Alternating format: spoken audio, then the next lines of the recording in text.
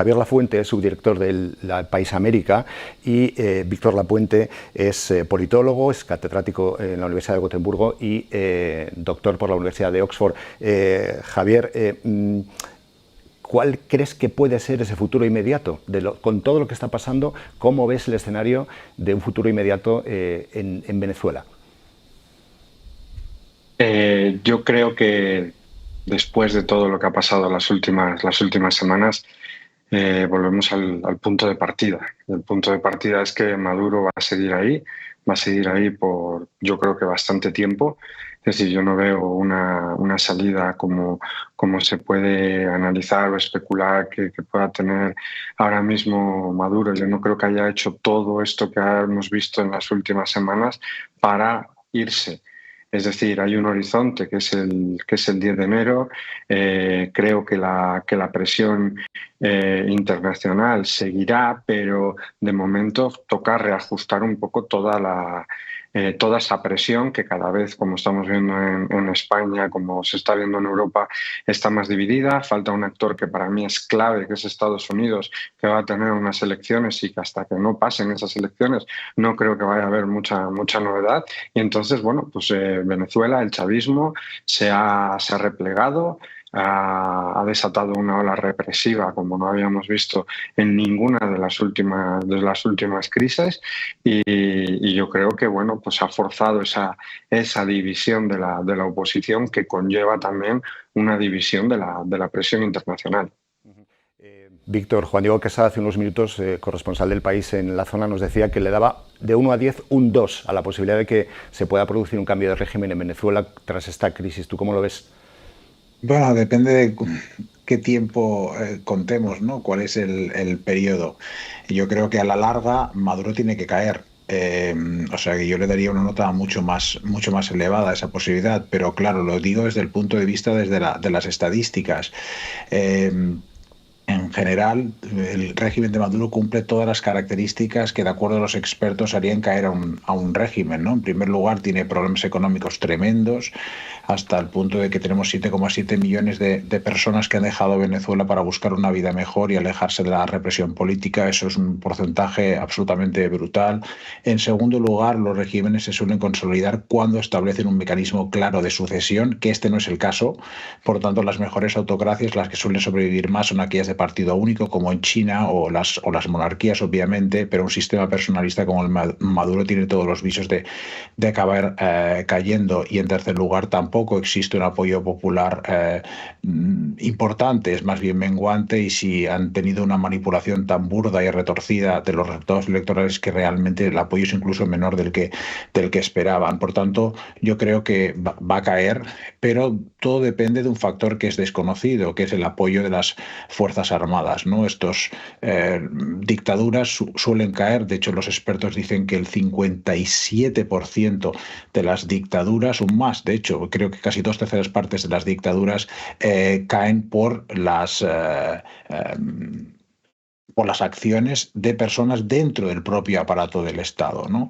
Y sobre todo las Fuerzas Armadas. Por tanto, lo que hacen los autócratas y lo que hace Maduro, pues, es tratar de multiplicar los ojos que puedan tener el dictador y su círculo más cercano en las Fuerzas Armadas para controlar los desafectos, ¿no? Y por eso en Venezuela tienes unas Fuerzas Armadas tan divididas y tan poderosas, a las que se le compra, como compraban los emperadores romanos a la Guardia Pretoriana, que era la principal amenaza también para los emperadores romanos, pues los compran con todo tipo de prebendas, dándoles acceso a control de las empresas del Estado, etcétera, ¿no? Luego tienes distintas policías, una policía nacional, una milicia nacional, y tienes servicios de inteligencia en varias agencias y también unidades de inteligencia en otras fuerzas de seguridad, con lo cual es un mecanismo muy complejo y no sabemos si va a funcionar. Lo que está claro es que es seguramente el presidente con más poder represivo del continente, pero eso quiere decir que también es el que tiene más miedo, porque el poder y el miedo van de la mano.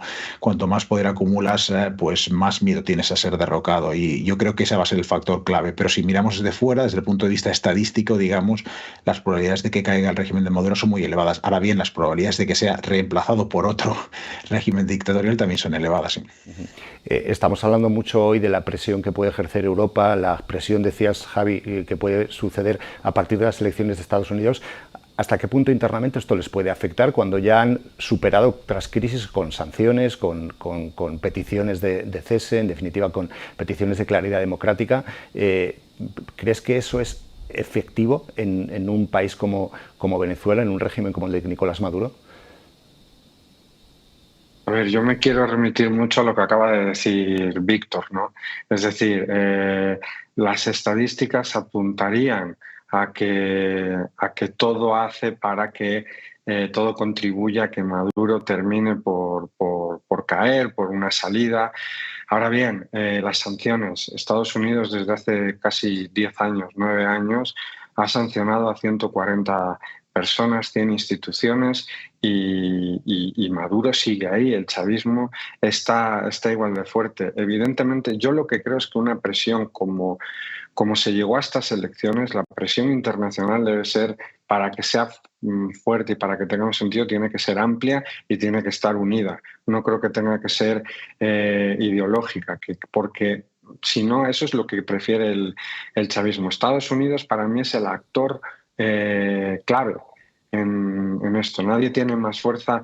También hay sanciones de Europa que pueden afectar, pero al chavismo la bronca política que pueda haber en España no hace más que alegrarle, porque ellos, mientras en España se están pegando gritos y gritos y gritos, pues ellos dicen, bueno, pues a otros que he dividido, ¿no? Es decir, esa presión yo creo que no, y creo que la clave absoluta, como ha dicho Víctor, son las Fuerzas Armadas, es el ejército. Es decir, según quien escuches la cantidad de generales que hay, es un régimen súper férreo, muy, muy, muy cerrado, con unos servicios de inteligencia muy bien pulidos, entrenados por Cuba, por Rusia.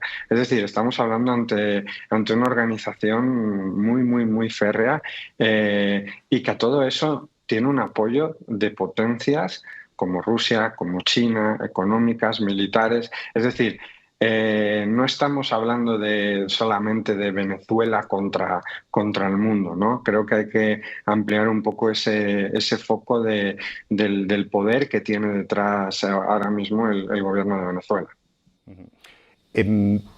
Víctor, no sé si querías decir algo. Sí, coincido plenamente con lo que dice Javier. Creo que es muy importante subrayar esto. Yo creo que hay estudiosos como Anne Applebaum y otros muchos que enfatizan precisamente eso, que los dictadores se encuentran en estos momentos en una internacional de las dictaduras, una internacional casi del crimen organizado, porque también tienen conexiones con el crimen organizado. Entonces, esta cooperación transnacional que nos hubiera parecido propia de Spectra o de una organización así de James Bond hace 30 o 40 años, pues se ha hecho realidad. Hay una cooperación efectiva entre muchas dictaduras con apoyo de todo tipo, no solo para los aparatos represivos, sino también para el blanqueo del dinero, de los capitales, etcétera, ¿no? Y entonces yo creo que va a ser complicado. Posiblemente, a ver, lo que nos enseña la experiencia es que lo que suele funcionar son las campañas de resistencia no violenta por parte de la sociedad civil.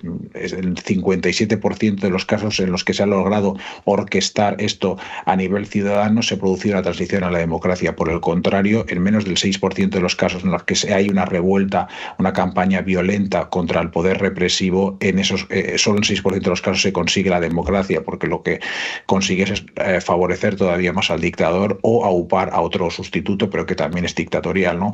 Y la clave está en cómo conseguirlo, y también hay que facilitar una cierta salida. No sé si bien para Maduro, algunos dirían que también para Maduro, pero sin duda para las Fuerzas Armadas, ¿no? Están viendo seguramente muchos militares nerviosos en Venezuela lo que ha ocurrido en otros países del continente, y no es por poner el caso de España, también podríamos hablar de la transición española, pero podríamos comentar a lo mejor la transición brasileña u otras, en las que cuando haces la transición y les das a los militares la inmunidad, pues disgusta, y todavía tenemos ecos de ese disgusto en cierto resentimiento natural por parte de la izquierda, tanto en Brasil como en España, pero la consecuencia positiva es que facilitas la transición, ¿no? Porque pues les das una posibilidad de reiniciar una nueva vida, un reset a esos militares, ¿no? Por tanto, ofrecer una salida puede ser una buena alternativa, y al mismo tiempo, y eso es difícil, ¿no? Porque ofrecer una salida a los militares o detener determinadas personas con rango y con cierto poder en el régimen actual,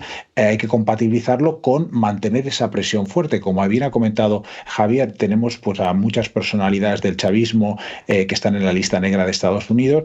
No es suficiente, pero sí que es importante seguir manteniendo una presión, porque esto de alguna manera o dificultar el acceso a foros internacionales como Naciones Unidas o intentar de favorecer la sociedad civil, sanciones no tanto al régimen, porque esas acaban percutiendo sobre la sociedad, ¿no? Y no quieres que una sociedad como la venezolana pues sufra todavía mucho más, pero sí al sector privado, a esa tela de araña de intereses a los que puedas identificar tú, porque no son fácil identificables, que están beneficiándose del chavismo. Entonces, si tocas esos intereses del sector privado junto a algunas personalidades del régimen, pues puedes ejercer esa presión. Por lo tanto, combinar esos dos elementos es ciertamente complicado, una presión fuerte y al mismo tiempo ofrecer una salida, pero es que una salida limpia no existe. Toda transición va a implicar algún tipo de coste no agradable. Y ya por último, muy brevemente, Javi, porque nos queda nada, un minutito. De alguna forma podemos estar, antes decía Víctor Lapuente, los apoyos que cada vez son menores los que tiene Maduro en Venezuela, pero de alguna forma podemos estar desde fuera de Venezuela minusvalorando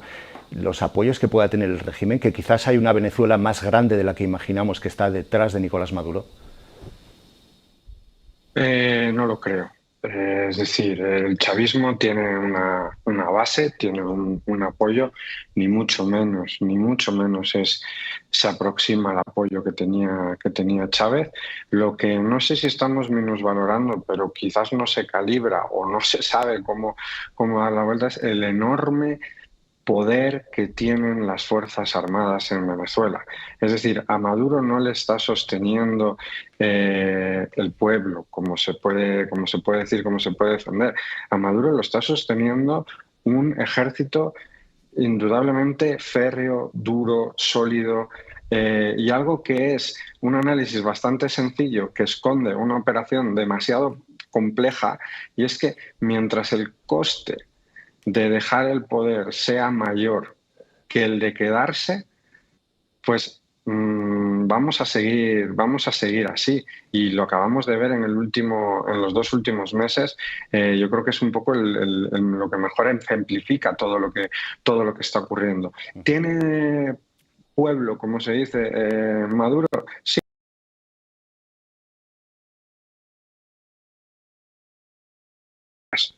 Ahora te hemos recuperado. Perdón, decía que lo que más que pueblo, lo que tiene es un ejército muy fuerte detrás. Pues bien. Javier Lafuente, Víctor Lapuente, gracias a los dos por estar en el programa. A ti, Carlos, un placer. Gracias.